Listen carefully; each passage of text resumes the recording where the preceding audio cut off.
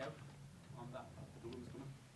If the goal was coming, if I had any doubt? Yeah. Yes, of course I had any. I had doubts about that because it's before we scored the 2 goals, it felt as if I was looking at the same game again and again and again, and the same pattern arised. So I said it already a few times in other interviews that against United everybody was focused on the Maguire chance, but the 7 minutes before we had 3 open chances. So many times in the recent weeks against Tottenham as well, we missed a lot of chances.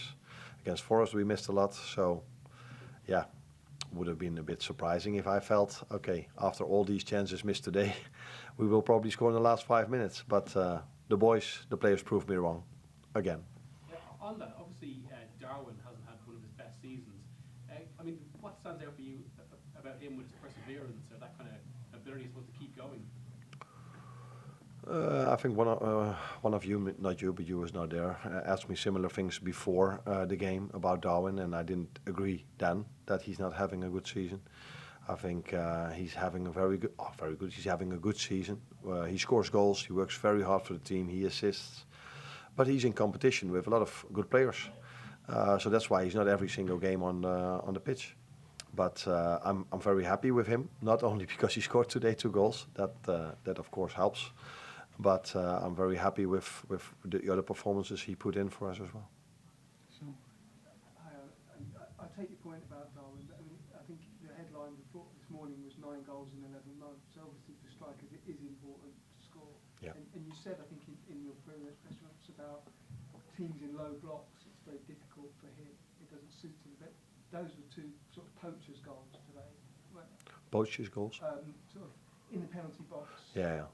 But the first one was a long build-up. The second one was a counter-attack. But no, he can of course score his goals against the low block because he's a striker and he's a threat in crosses as well. Immediately after he came on, he had quite a good chance when Robbo crossed it in. But if it's about strikers or if it's about the team, if we would not have scored today in the last 5 minutes, then the headlines would have been Liverpool drops points again. And no one would have told you 37 shots on target. What a display. How many teams were able against Brentford to have 37 shots on target during a game. And now, because of us scoring 2, probably there's a bit of emphasis on that fact as well. But so this is the industry we work in. As a manager, the team, the players, we all accept this. And we all understand this, that there's a lot of focus on if it doesn't go well. And not as much on the fact if you have a great performance. So we are an industry where it's about winning and losing, and not about if you play beautiful football, yes or no. People only enjoy good football, beautiful football if you win, and otherwise there's no focus at all on the performance. Arne, as you say, would have been another headline about dropping points, but against United because they played so well, you thought, okay, we can take a point there. And then you go behind against Forest, you think, well, okay, we'll take a point there. But today would have felt much worse than those, would it not? Again, you are talking about the result because I focus on my own team. So let's not focus on the teams we faced. But if you look at simple about amount of chances created, and I think you all are a bit aware of the XG. Is that something familiar for you? Now, do me a favor and look back at our United game and see what the XG of both teams were, and do this against Forest and do this today. Then you will probably see that there's nothing changed with us between now and the start of the season or the first half of the season. What you do see is that it's at this moment of time a bit harder for us to convert our chances into goals. That's not only up to us, that's also because teams throw themselves in front of every ball. Every time we get a chance, so many of the other team try to prevent us from scoring because they're always all of them are in a low block. So I have a different opinion than you about our current performances, but we have the same opinion about our results. That is true. What I meant was, though, it would have been a third in a row, and against a team who aren't traditionally one of the strongest teams in the Premier League. No, but a very difficult away game to play at. But sorry, continue your question. But I was saying a third one in a row, 6 points dropped out of 9. That would have it would have felt like a real momentum loss. Yeah, Because we are an industry that is only talking about results, but I think me as a manager would have felt that we crumble, because I heard that word just a second ago, so now I'm trying to use it without exactly knowing what it means, but I think it means that we go down a bit. I, as a manager, I've told the players during this week again, I couldn't have asked for more in the Forest game. Only one counter-attack conceded and so many chances created against a team that hardly ever concedes any chance at all in their game. Brentford has never faced this season, I'm 99.9% sure of that, 37 shots in a game. So what can I ask more of our players? I saw today that Brentford were more of a threat in the counter-attack than Forest were. That be clear. But that has also to do with a lot of credits you have to give to Brentford, because I saw their game on Tuesday, where it was a completely equal game. Both teams had numerous chances. And they came back after 2-0 behind. So we knew how hard it was to play. We knew how hard it was to play at Forest. And we knew how difficult it is to play against such a low block as United played against us and later on against Arsenal.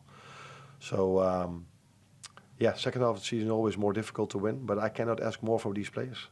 They give everything they have. This is possibly a little bit off topic, but can you talk a little bit about how much assurance you get from Van Dijk and Konate at the back, that solid foundation? Yeah, a lot. That's clear. Because I think today also you saw more than in the Forest game that I think if I would have been the manager of Brentford, I would have probably tell you, oh, there were moments for us to win the game, because there were moments for them to win the game.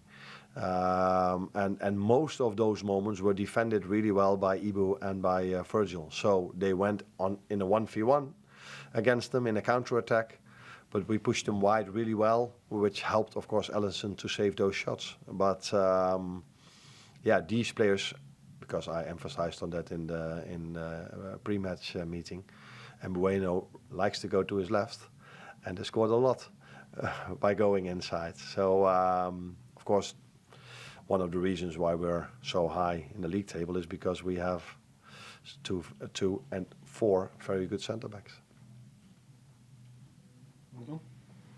Oh, there's one. Oh, you don't want to give him the chance anymore? Last one, yep. I just asked about Harvey Ellis. He hasn't had a lot of football. You said last week you had to speak to him, but involved in both goals today. Yeah. Really made a big impact. Yeah. Must be delighted with his performance when he came on. Yeah, it was. And I'm happy that we give you the chance to ask an extra question, because in all the other interviews there was a lot of focus on Darwin because he scored 2 goals. And every time I said, yeah, but don't forget Harvey. He had a big impact on both goals as well. So it's so nice for me, for us as a team, that I have players that can impact the game on the bench as well. So this happened in Forest with Jota and Costas, and today with Harvey and with Darwin. If you only focus on results again, if you also focus on performance, what I do, I also like Robbo and Curtis when they came in, and Federico was only for 5 minutes, so you can say a lot about that. But it's nice to have so many opportunities on the bench as well. That's why they have to stay available. They have to stay fit. And because one of the strengths of a team is not only 4 good centre-backs, but definitely also players that can impact the game from the bench.